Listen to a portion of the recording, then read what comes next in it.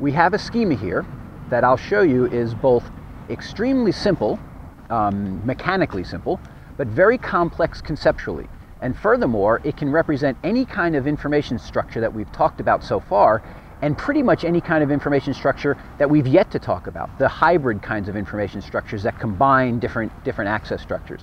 And it does that through a seemingly simple set of tags that boil down the nature of information structure to its bare essentials. And this is what the model says. The bare essentials of information structure are: you have nodes, you have things, you have objects. Each of those objects has some name. It has some thing that term refers to. We've been calling that the title or the name. Each item also has a unique identifier that allows you to distinguish it from all other items. This goes as well for access structures as it does for information items. We're boiling down the notions of information structure to a very small set of essential elements, and then we're going to combine them in different ways to get more and more complex structures. So every node, and in this schema I'm going to call those nodes terms. Every term has a name, every term has a unique ID. So far so good, we've been there before.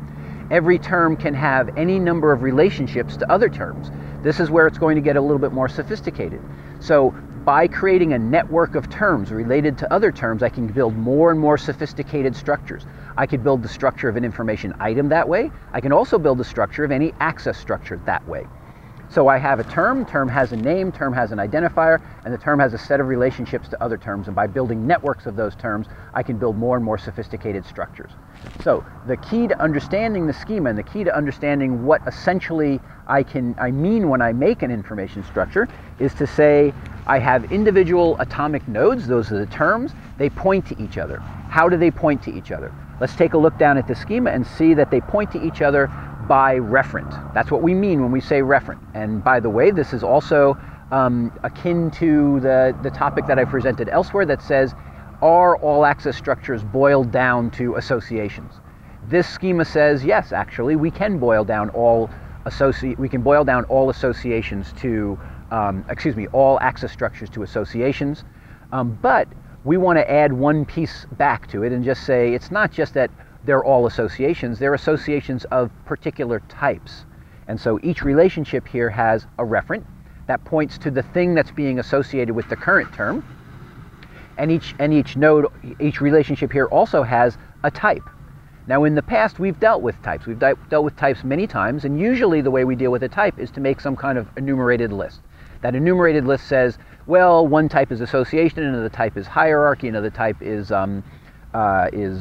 cross-reference, another type is sequence, and we can create all these different types. We've had antonym types and synonym types, so we can specify the relationship in an enumerated list. This schema actually goes one step further and says, well, I don't want to know the nature of those relationships beforehand. I want to define the relationships in the instance that implements this schema. And I want to do it in a very sophisticated way by saying not only are terms, not only is term A and term B terms, but the relationships that are possible between term A and term B are also terms. So if I say Joe and Ann let's say Joe and Jack are brothers. I say Joe is node A, Jack is node B.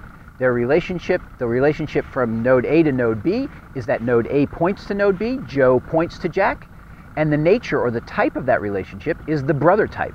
But brother is also a node. Brother is also a term. So I'm building up these semantic relationships. I'm building up the relationships from term A to term B, from Joe to Jack, using other terms and saying the term brother, which is a type of relationship, is also a term.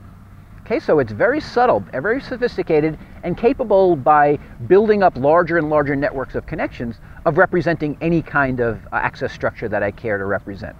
And so in the videos that follow, we'll go through this schema and show how it implements or can implement each of the different information access structures that we've talked about.